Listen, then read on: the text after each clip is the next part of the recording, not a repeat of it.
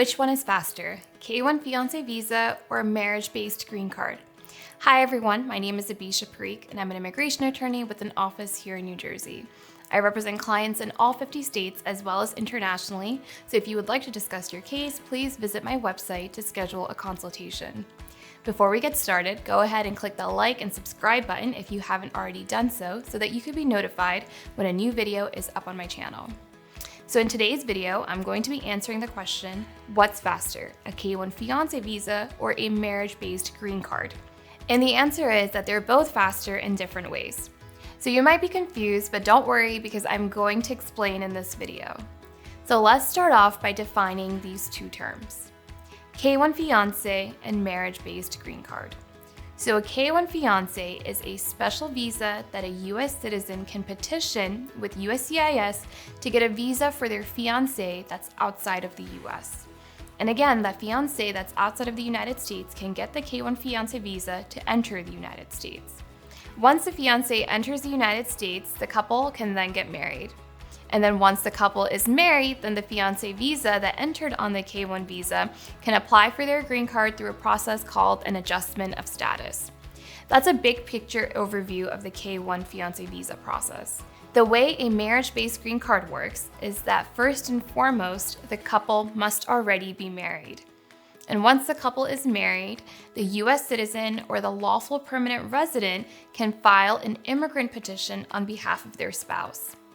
And along with that immigrant petition, they include various documents evidencing that they're in a bona fide marriage. And if the spouse is in the United States, they will likely do an adjustment of status. And if they're outside of the United States, then they will likely apply for their immigrant visa at the appropriate consulate. Again, that's a big picture overview of a marriage-based green card. So let's get into the question of today's video. Which one is faster? So to answer this question properly, I want to set up the correct hypothetical scenario. So in the case of a K-1 fiancé visa, let's assume that the petitioner is a US citizen and that their fiancé is outside of the United States. Similarly, in the context of a marriage-based green card, let's assume that the petitioner is a US citizen and their spouse is outside of the United States, and will therefore be required to do an immigrant visa processing. So with that framework, let's explain the answer. As we discussed, the K-1 fiancé visa is an option which allows the US citizen to file a petition with USCIS. This petition is called the Form I-129F. And once that petition gets approved, then the foreign fiancé can apply for their K-1 fiancé to enter the United States. Let's contrast that with the marriage-based green card. With the marriage-based green card, the US petitioner has to file Form I-130. Once the I-130 is approved, then the foreign spouse can apply for their immigrant visa with the appropriate consulate to enter the United States. So generally speaking, the I-129, the form that's required for the K-1 fiancé visa, generally processes faster than the I-130. So again, generally speaking, the I-129 processes faster. As a result, in these two scenarios, it's generally faster for the person that's applying for a K-1 fiancé visa to enter the United States. So again, in these two scenarios, the option that allows somebody to come to the US faster is generally speaking the K-1 fiancé visa. However, you might be wondering which option is faster at getting the person a green card, and that's where things change a bit. So again, as we talked about earlier in this video, the general overview of the K-1 fiancé is that the couple is not yet married. The fiancé applies for their visa to come to the United States, and then once in the United States, the couple gets married, and then that fiancé can apply for their green card. As you can see, there are a number of different steps in this equation. The US citizen has to file a petition with USCIS, the petition has to get approved, and then the fiancé can apply for their visa.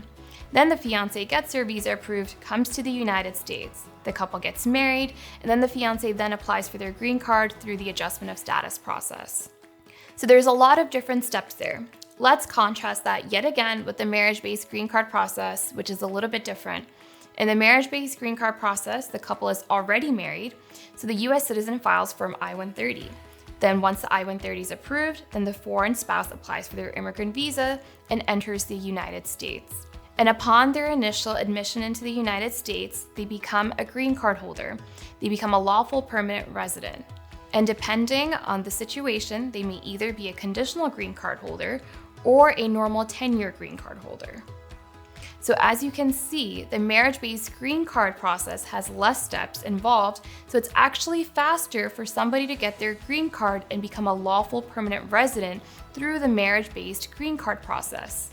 So I hope that you got some of the main takeaways from this video.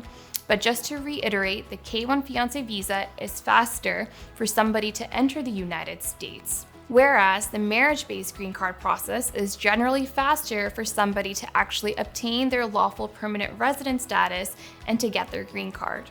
Thank you so much for watching. If you found this video helpful and would like more immigration content, please hit the like and subscribe button. You can also leave a comment below for any immigration topics that you would like for me to cover. Thank you so much for watching. Bye.